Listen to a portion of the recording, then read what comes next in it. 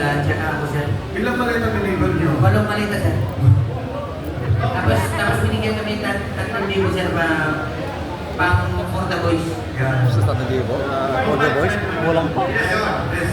Magandang hapon po sa inyo, no? Ako si Dati Pinay Angel, Jonathan Morales. Ngayon, sa mga Pilipino ay nakatutok dito sa ginagawa ninyong pagdalahan. Ang mga ipinakita ninyo, kung sa mga ikinuwento ninyo, mayroon akong tanong. Sino dito yung may kaugnayan sa delivery ng mali-malitang pera sa Diamond Bukid? Kung meron, magtaas ng kamay. Kung wala naman, susunod na tanong. Sino rito ang may kaugnayan sa pagdadala ng mga malitang may labang pera kay Bongbong Marcos? Pakitaas ang kamay. Kamay, pakitayo lang po. Okay. Yung nandito sa kanan, ano ang kaugnayan mo doon sa pag-deliver ng pera na nasa maleta kay Bongbong Marcos? Bali po kasi nung time na yun, May 2022. Kami po yung nagdala ng 5 paleta na large from Horizon Homes. Dinala po namin sa Delta Gate hanggang sa Pasay City. Isinakay po namin sa Lexus na itim na plate number LFX 8886. At sa kabilang apat po namin ng Hilux na bulletproof din na black, plate number Eco Alpha Foxtrot 7121. At yun po yung dinala nila sa akin tubig at saka ni Mosati doon sa Ilocos. Doon sa sinasabing dinala mong maleta, natatandaan mo ba kung sino-sino ang kasama mo na nagdala nito? Yes sir, ang driver po namin noon ay si dati po kasama na si driver Nelson Paira. At saka yung backup po, si Ronnie Sibelia po. Hindi ko matanggal kung sino doon nakaupo sa backup. At itong mga kasama mo, mga ano ito, tauhan dito. Kasama ko po, empleyado po ni Boss Tati po. At itong mga ginagawa ninyo, pag nagdala ng maleta na naglalaba ng pera, sino ang nag-utos sa inyo?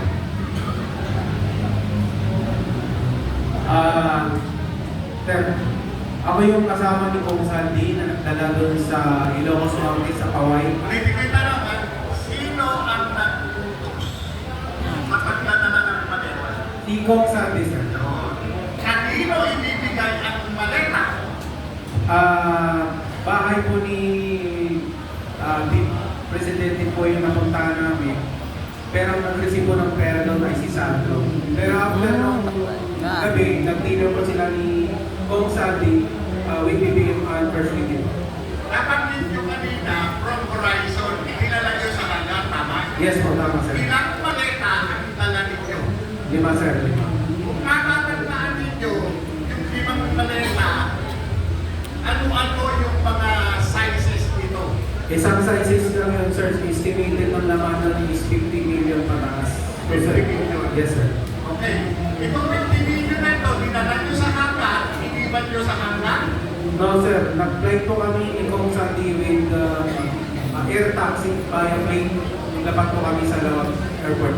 Isa na kayo nyo sa aeroplano? Yes, sir. Ibig sabihin, merong feeling ito, airway feeling, tama ba? Yes, sir. Nasa inyo yung kopya ng airway feeling. Ano po niya, sir, is si Martin Romualdez po. Ang ng plane namin, sir. Private plane. Makiulit ka, saan nyo dinala? Sa Lawag City, sir. Nag-flight kami, sir, sa Lawag. Then dinala namin sa Paway, sir. Pagdating sa Lawag Airport, paano kayo nag-transport? By boat? By land? By land po, sir. Bali, may sumundo na po sa amin doon ng mga PNP. Uniform personnel, sir. Uniform personnel assigned saan? assign po ni President Marcos po. Ano ito? Mga PSPG, provincial... Halo na sir kasi may nakita ko may SWAT na sir, nag-escort sa Yung mismong tumanggap, yung mismong kasama nyo na sumalubong sa inyo, ano ito? Anong unit? Kung alam ninyo ba? may SWAT sir at saka local PNP siguro o PSPG sir. Okay, so pagdating ko, pagtulado sa airport, dumiretso kayo sa... Bakit dumiretso? Sa bahay ni sir, Bongbong Marcos sir. Sa bahay ni Bongbong Marcos. Yes sir. Papaano nyo nalamang bahay ni Bongbong Marcos? Binanggit po na sa akin ni Kung Sandy ko punta kami sa bahay niya sir.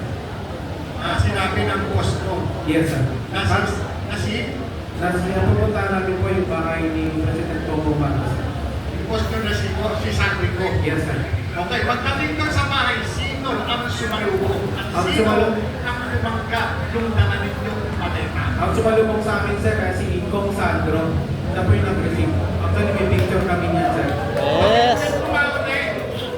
Sino itong Sandro na ito na sumalubong na tumanggap ng maleta na naglalaman ng pera? Sino itong Sandro na ito? Congressman Sandro Marcos po, anak po ni President Bongbong Marcos. Oh! Paano ka naman nakakasiguro na itong tumanggap ng maletang dala-dala ninyo? Tapay nila ay itong si Congressman Sandro Marcos. Sir, may picture po kami ni Kong Sandro po sa bahay. Maliban yun sa sinasabi ng delivery, ilang ulit kayong nagdala ng pera Isang beses na po kami nagdala ng pera sa bahay niya. sa bahay niya, sa Ilocos. Yes po sir. Maliban dun sa Ilocos, saan pa kung meron man? Yun lang po sir, may may kasama po siguro yung nakakita.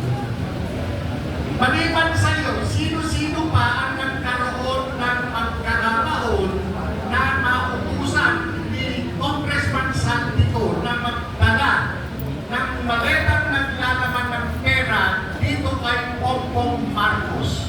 Pakitaas ang kamay.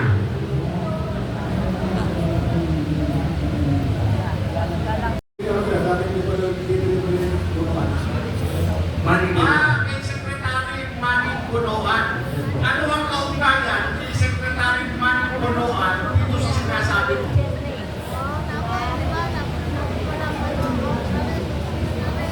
Bawi yung pagtatanong niya ba na yung seguridad sa Nasira yung Nasa sila. Sorry, no?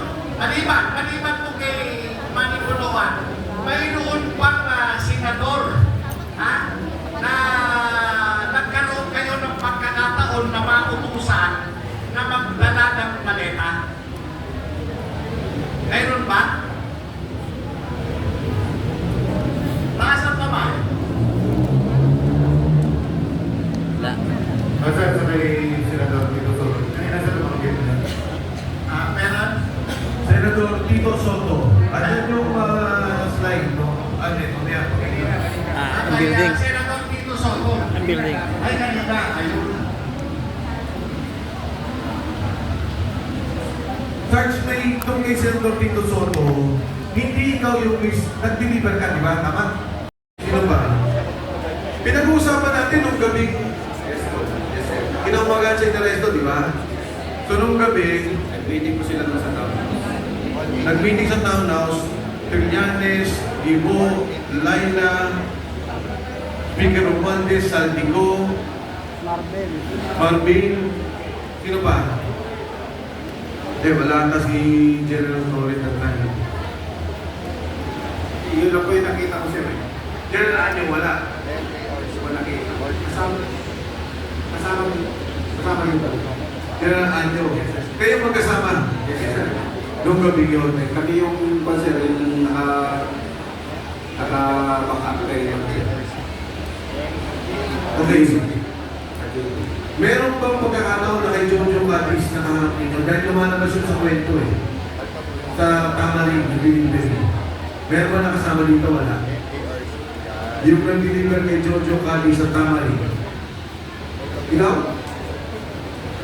Yes sir, ako doon. Pagkakam ko sir, pag pumapasok ako doon sa may yung guard kung saan. Ang sabi ng KA, 30 tamarin. At ang binabangit ng gwardiya, Nelson Go. Uli na lang po namin nalaman na Jojo Cadiz pala. So nakapag-deliver kayo lipatan sa kotse kay Jojo Cadiz. Pakiulit, sir? Meron kasi kinikwento nung hearing na di ba yung binibili ng pera sa Tamarin, 30 pala yung 30. Yes, sir. 30 tamarin. South Forbes, Makati. May delivery ba kayong ginawa na kay Yusek Jojo Cadiz? Kasama ka ba doon? Sir, yun nga po, sir, ang participation ko talaga. December 2 ang unang. Tama, yun ang nasa Senate di ba, December 2, yung sinasabi ni Sandy ko, sa video niya. Yun na nga po, sir. Pero ang pagka pumapasok kasi ako, sir, ang sabi niya, yung guardia is Nelson Go.